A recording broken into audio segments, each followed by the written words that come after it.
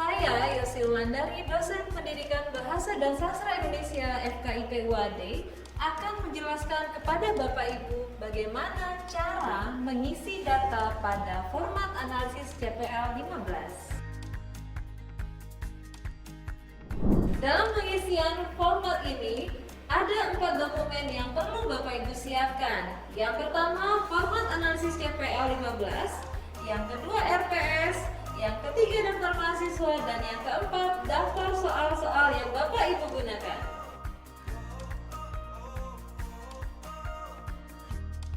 Pengisian format analisis CPL 15 penting bagi Bapak Ibu semua mengetahui bagian-bagian di dalam format ini. Dalam format ini terdapat 18 sheet yang meliputi sheet daftar CPL, sheet daftar mahasiswa, sheet CPL 1-15, dan sheet analisis. Berikut ini merupakan penjelasan bagian-bagian sheet di dalam format analisis CPL 15. Bagian pertama, daftar CPL. Dalam sheet ini terdapat bagian-bagian yang perlu diisi sesuai dengan RPS pada masing-masing mata kuliah. Bagian pertama terdapat isian mengenai identitas, meliputi fakultas, prodi, tahun akademik, kelas, mata kuliah, kode mata kuliah, SKS atau semester, dan dosen pengampu mata kuliah. Bagian kedua, terdapat isian mengenai capaian pembelajaran sejumlah 15 kolom. Kolom CPL yang diisi hanya menyesuaikan CPL yang digunakan pada RPS, tentunya adalah sesuai dengan urutan yang terdapat pada RPS. Pada bagian ketiga, terdapat isian mengenai capaian pembelajaran mata kuliah atau CPMK sejumlah 10 baris. Kolom CPMK ini hanya diisi menyesuaikan dengan kolom CPMK pada RPS. Pada bagian keempat, terdapat isian mengenai sub CPMK sejumlah 10 baris. Kolom sub CPMK ini hanya diisi menyesuaikan dengan sub CPMK pada RPS. Pada bagian kelima, terdapat isian mengenai korelasi penilaian yang diisi dengan berpedoman pada lampiran 2, portofolio penilaian dan evaluasi ketercapaian mahasiswa yang ada di RPS. Pada bagian ini terdapat korelasi CPL sejumlah 15 tabel, namun pengisiannya hanya sejumlah CPL yang ada di RPS. Perlu diperhatikan bahwa jumlah bobot penilaian harus 100%.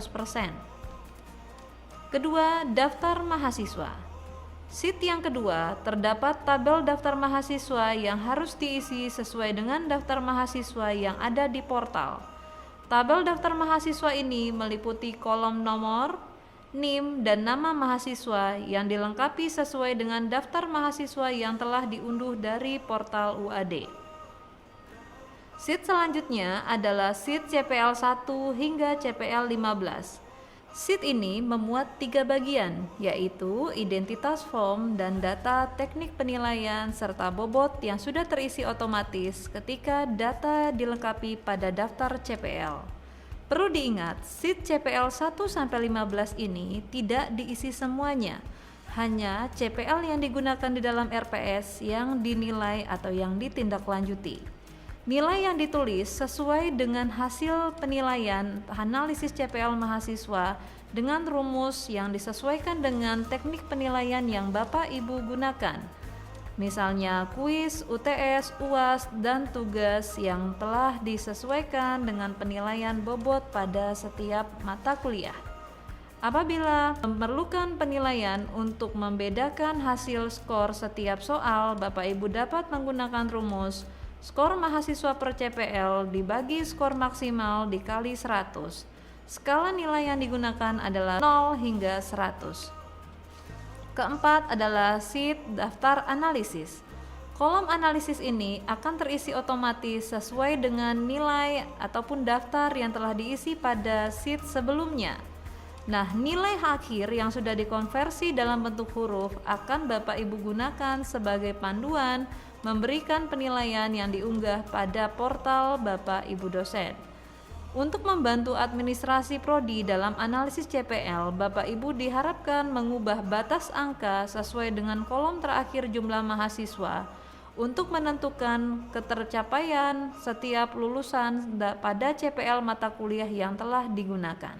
Demikianlah penjelasan pengisian data dalam format analisis CPL 15. Semoga bermanfaat. Wassalamualaikum